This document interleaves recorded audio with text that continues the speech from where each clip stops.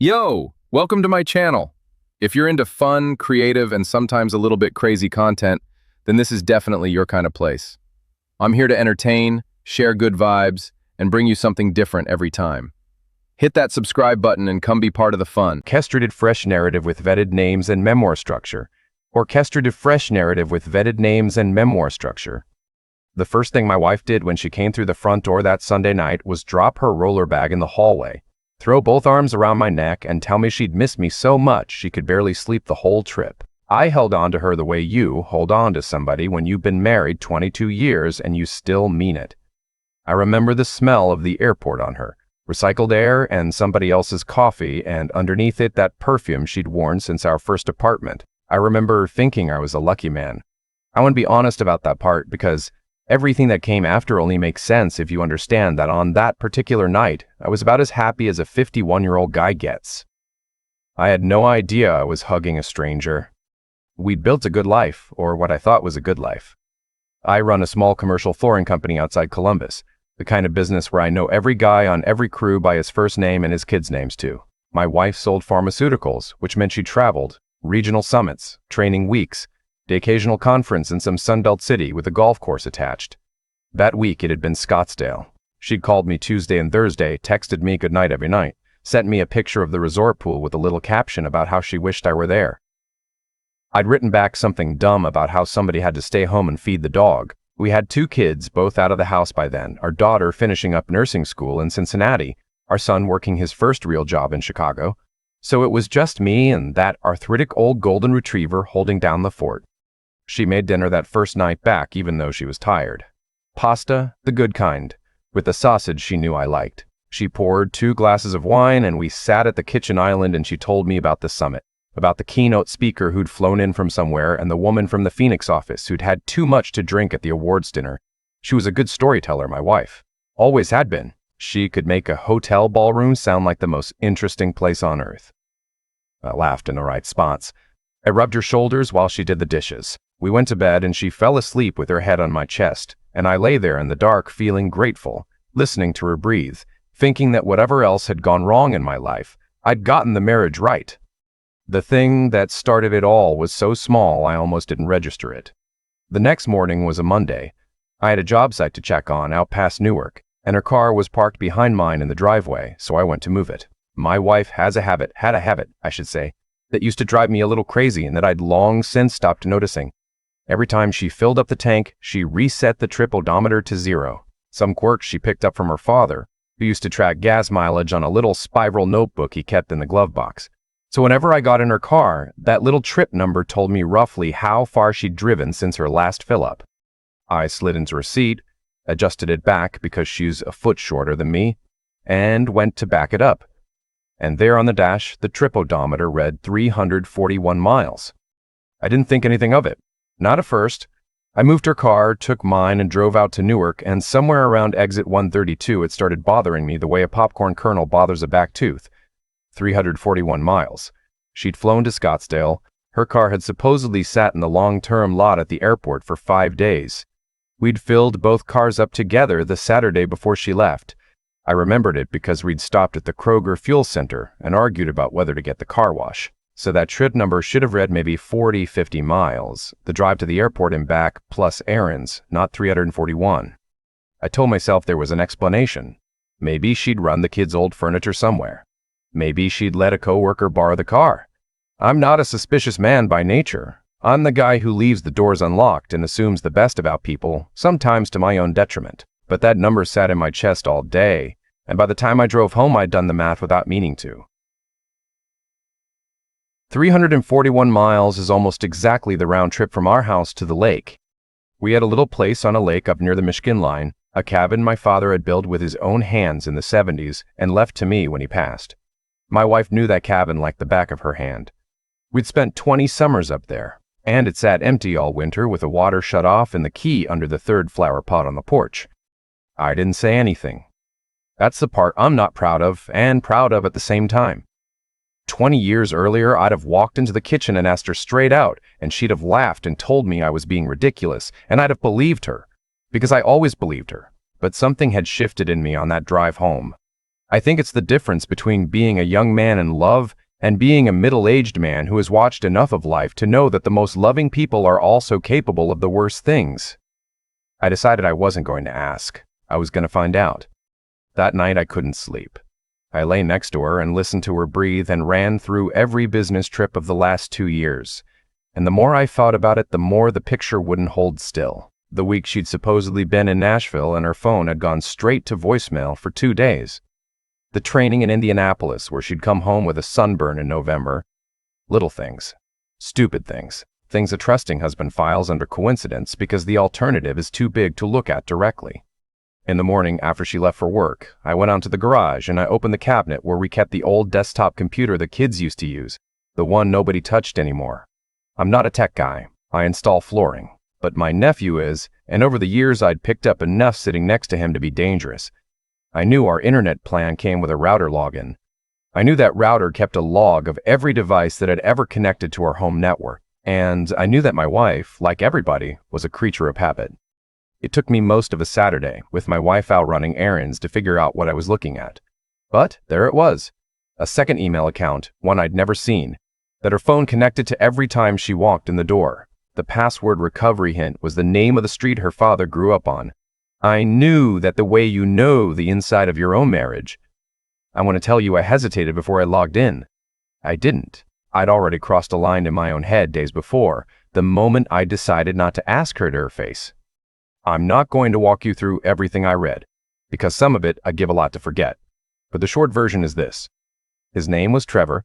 He was a regional sales director 2 levels above her, married with a wife and a kid of his own up in Cleveland. It had been going on for almost a year.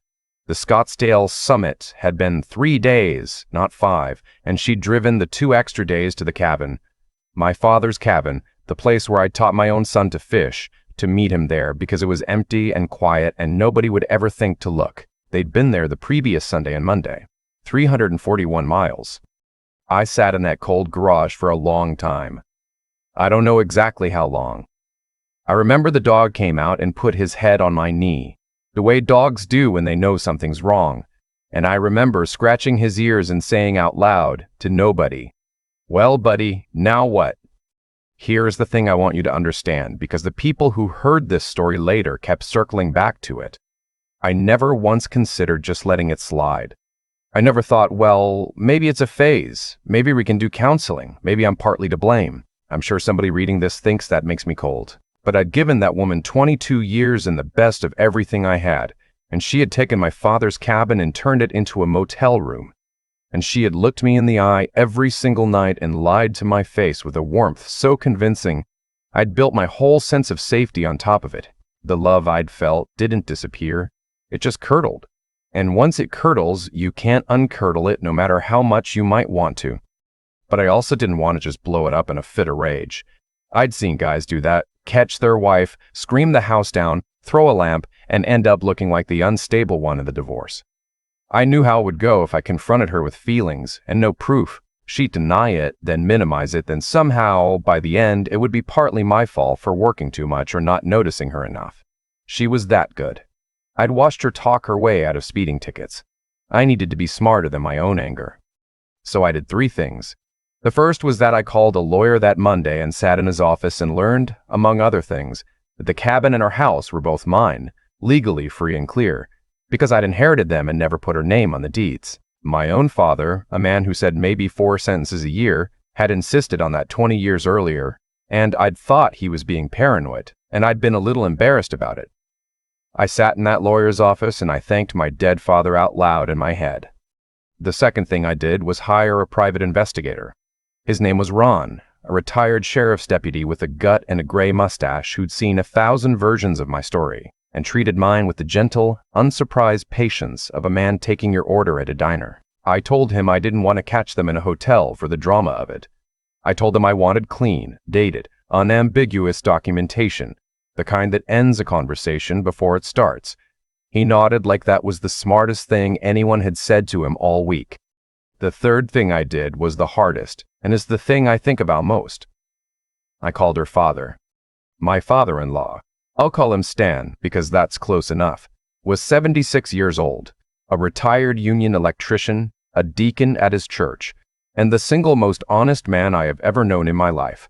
He'd raised both his daughters alone after their mother walked out, and the three of them, when the girls were small, walked out with a man she'd met at her job and never really looked back. Stan had told me that story exactly once, years ago, on the back porch of the cabin with a beer in his hand, and I'd watched a wound 40 years old open up in his face like it had happened that morning. He hated cheating the way some men hate cruelty to animals, not as a political position, but as something lodged in the bone. I drove out to his little ranch house on a Tuesday, and I sat at his kitchen table, and I told him. I didn't soften it. I laid out what I knew, and then I slid a folder across the table. Ron had moved fast, and I let him read it himself, because I didn't want him to think I was a jealous man inventing things. He read it slowly, putting on his glasses, taking them off, putting them back on. When he was done, he set the folder down and looked out the window for a long time. And then this 76-year-old man, this deacon, said a word I'd never heard him say in 15 years. And then he said, "She is her mother's daughter after all. God forgive me for saying it."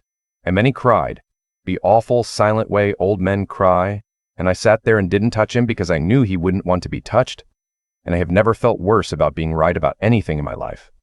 When he pulled himself together, he asked me what I wanted to do, and I told him the truth, which was that I didn't fully know yet, except that I was not going to be the one made to look like the villain, and I was not going to let her control the story. He thought about that. Then he said something I'll never forget. He said, when her mother left, she did it quiet, in the night. And for years, everybody in this town acted like maybe I'd driven her to it. The thing that ruined me wasn't the leaving. It was the lie that survived after. Don't let your wife keep the lie. That's what made up my mind. Here's what I did. For the next 3 weeks, I played the role of the happiest husband in Central Ohio. It was the hardest acting job of my life, and I'm not built for acting. But I made her coffee in the mornings. I planned a date night. I told her I'd been thinking, with both kids out of the house now, that we ought to do something to mark 22 years, throw a real party, get the family together, invite the people from her work she was always talking about. I watched her face when I said the part about her work, and something flickered there, fast, and then she smiled and said she loved that idea. And I knew that she was already calculating whether he could be there. And he could, because it turned out the company encouraged that sort of thing, spouses and managers mingling, and Trevor was her director, and of course it would be natural for him to come. And of course she'd want him there, the arrogant fool, to watch her play the devoted wife in front of everyone while the two of them shared a private joke across the room. I planned it for a Saturday at a banquet hall out by the river, the nice one with the big windows. I invited her whole side and mine. I invited her boss and her boss's boss, a regional VP named Greg who'd always struck me as a decent guy. I invited Trevor and his wife both. The invitation worded warm and casual. The spouses of all her colleagues welcome. I paid the deposit with a smile. In those 3 weeks, Ron finished his work, and it was airtight. Dates, photographs, the cabin, a hotel in Cleveland, a second hotel in Pittsburgh. Trevor's wife, it turned out, had no idea either. That part sat heavy on me. There was an innocent woman 2 hours north who was about to have her whole life come apart, and a kid, and none of that was her fault any more than it was mine. I had Ron put together a second identical folder. I'll tell you what I did with it in a minute. I want to be careful here, because people heard this story, and some of them thought what I did was cruel, and maybe parts of it were. But I never raised a hand to anyone. I never screamed. I never dragged my own kids into it. They were grown, and they didn't deserve to watch their mother get taken apart, so I called each of them privately the week before and told them gently, away from everyone, so that they'd hear it from me with love instead of from a room full of strangers. My daughter cried on the phone and then got very quiet and then said, "Dad, I always wondered why she got so weird about her phone." My son didn't say much at all, which is how he is, but he drove down from Chicago the next day just to sit with me, and we didn't even talk about it. We just watched a ball game, and that was its own kind of conversation. The night of the party, I wore the suit she liked. The hall looked beautiful. She'd handled most of the decorations herself, which is a detail I find darkly funny to this day, that she planned the staging of her own undoing and thought she was throwing herself a victory lap. Everybody came. There were maybe 70 people. Stan came in his good gray suit and shook my hand at the door and held on a second longer than normal and didn't say anything because there was nothing to say. Trevor came with his wife on his arm. a pretty, tired-looking woman holding a wrapped gift. And he shook my hand too and called me by my first name and looked me right in the eye. And I shook back and thanked him for coming. And I meant the thank you more than he could possibly have understood. I'd arranged for a little program. Toasts, a slideshow, the usual. My wife gave a speech first, and it was a beautiful speech, all about partnership and weathering storms and how I was her rock, and the room went awe. And she dabbed at her eyes, and Trevor watched her from a table near the back, and I stood off to the side and clapped along with everyone and felt absolutely nothing. Then it was my turn. I'd thought a long time about how to do this. I'd had whole speeches in my head, furious ones, where I named every date and held up every photo. In the end, I did something quieter, and I think it landed harder for being quiet. I got up and I thanked everyone for coming. I talked about my dad and the cabin he built. I said that my father had taught me that a person's word is the only thing they really own. And then I said that I'd recently been reminded of how much that's true, and that I wanted to share something with the people in this room, because a marriage, like a house, depends on a foundation, and I'd just found out mine had been built on sand. The room got very still. My wife's face was doing something I'd never seen it do. I nodded toward the back and the catering staff. I'd arranged this, paid extra for it, went table to table and set down in front of each guest a single sealed envelope, plain white with their name on it. Inside, each one was a single page. Not photographs. I'm not an animal, and there were people's parents in that room. Just a typed page, calm and factual, dates and places, the cabin and the hotels, the year of it. At the bottom it said, in plain English, that I'd be filing for divorce on Monday, that the house and the cabin were and always had been legally mine alone, and that I wished everyone a good evening. I watched 70 people open 70 envelopes at the same time. I watched the sound change in the room, that low rolling murmur that builds when a crowd realizes all at once what it's looking at. I watched Greg, her regional VP, read his page twice, then look up across the room, not at me, at Trevor. Because Trevor's name was on that page too, and Trevor was Greg's direct report. And there are rules about a director sleeping with a rep he manages, rules that don't care whose feelings are involved. I watched Trevor's wife read her page, and I watched her hand come up to her mouth, and I had to look away from that one. And I watched my wife. She stood frozen at the head table with her own envelope unopened in her hand, because she didn't need to open it. And the look on her face went through about 6 things in 5 seconds. Confusion, then horror, then this scrambling, calculating thing where I could see her reaching for the lie, reaching for the version where this was all a misunderstanding, reaching for the warmth that had always saved her before. And she opened her mouth to start, the way she'd started 1,000 times, "Honey, this isn't." And her father stood up.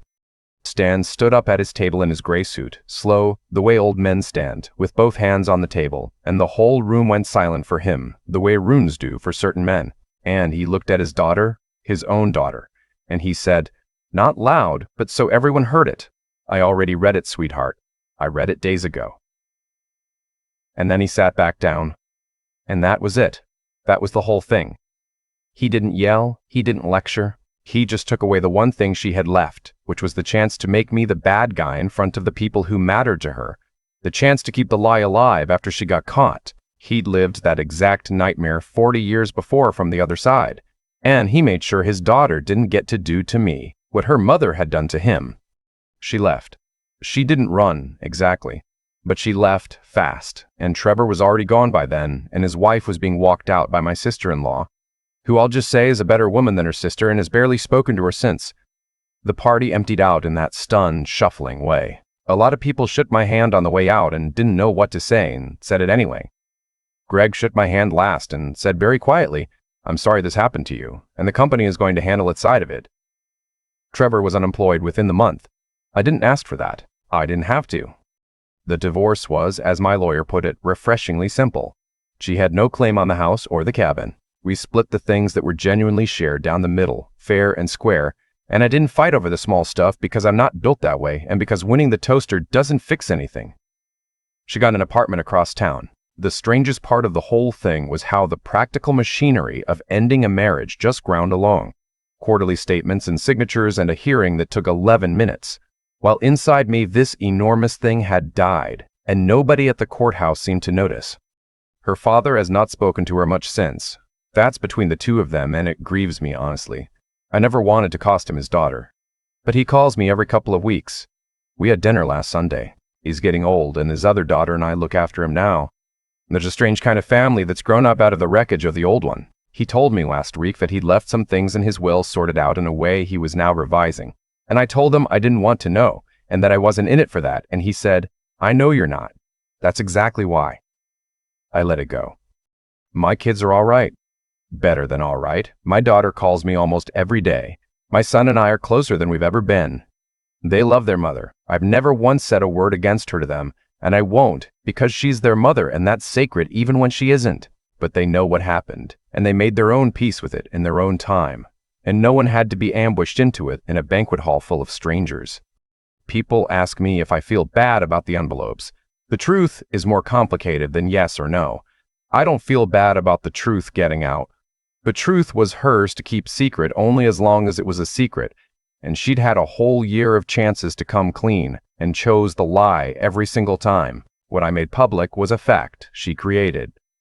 I just stopped protecting it for her. There's a comment I keep coming back to. Something a buddy of mine said when I told him the whole thing. He said, "How is she the wronged one here? She's acting like you did something to her." And he was right, and that's the part I want anybody hearing this to sit with. The person who breaks the vow doesn't get to be the victim of the person who finds out about it. That math doesn't work. It never worked. I spent 22 years being a faithful man, and the first time I was anything other than gentle was the day after I learned I'd been made a fool of for a year. And even then, I never lied to her, not once. Let her sit with the difference. She tried for a while afterward, the apologies, the long texts, the voicemails where her voice would break in all the practice places. She told me she'd made a mistake, but it didn't mean anything, that she still loved me, and I almost believe that last part. I think in her own broken way, she did still love me. But I've come to understand that loving somebody and being safe to love aren't the same thing, and you can't build the second half of your life on a foundation you've already watched wash out. The love I had for her didn't vanish in some clean, satisfying way. It just lost its place to stand. I can't get it to come back, and I've stopped trying. There's one more thing, and then I'll let it rest. Months later, after the dust had settled, we crossed paths to hand off some last box of the kids' old things in a parking lot, and she asked me, almost casually, like she'd been holding it the whole time, how I'd known. Not who told me, how I'd first known to look. She seemed to need it, the way you need to understand the one thing that beat you. And I told her the truth. I told her it was the odometer. That little trip number she reset every fill-up. The habit she'd learned from her own father. The man who'd just stood up in a banquet hall and taken the floor out from under her. 341 miles on a car that was supposed to have sat in an airport lot all week. She looked at me like I'd told her the moon was made of something other than what she'd always assumed, and she said, almost to herself, that she'd thought of everything. She'd been so careful about everything, and I said, "Yeah, you were careful about everything you thought to be careful about. You just forgot the one little thing you do without thinking. You forgot to zero it out before you came home." She handed me the box and got in her car and drove away, and I stood there in the parking lot. And for the first time in a long time, I didn't feel angry or sad or anything sharp at all. I just felt the quiet that comes after a long storm, and I drove up to my father's cabin that weekend, alone with the dog, and I put a new key under a different flower pot, and I sat on the porch he built, and I watched the sun go down over the water, and I thought, this is mine. It always was. The odometer didn't catch her. Her own habits did, and I think about that more than I expected to. For a year, she planned around everything she could see. The phone, the email, the cover stories, the 3-day summit stretched into 5. But a person can only guard the things they think about. And the deepest parts of who we are run underneath all that thinking. On instinct, the way she reset that trip counter without ever once deciding to. We are all, in the end, exposed by the things we do without choosing to. That's not luck. That's just how the truth works. It surfaces through the cracks we forget we have. I keep coming back to the difference between Stan and his daughter because they shared blood in a kitchen in 40 years, and they ended up on opposite sides of the same wound. Stan got left quiet and cruel by a woman who let the whole town blame him. He could have spent his life lying about it, polishing the story until he came out clean. Instead, he carried the hard truth on his back for 40 years and stayed a man you could trust with your house key. His daughter was handed every advantage he never had, and she chose the easy lie again and again, 1,000 small times. Same family. Two completely different men and women made out of the same raw material. The thing that separated them wasn't intelligence. She was the cleverest person I ever knew. It was the willingness to do the harder, truer thing when the easy lie was right there. If I learned anything worth passing on, it's that being clever is not the same as being good, and neither one is worth much without the spine to stand behind it. My wife had the first. She lacked the second entirely, and I'd spent 22 years with all the second and not nearly enough of the first. Too trusting, too quick to believe, too soft to ask the hard question out loud.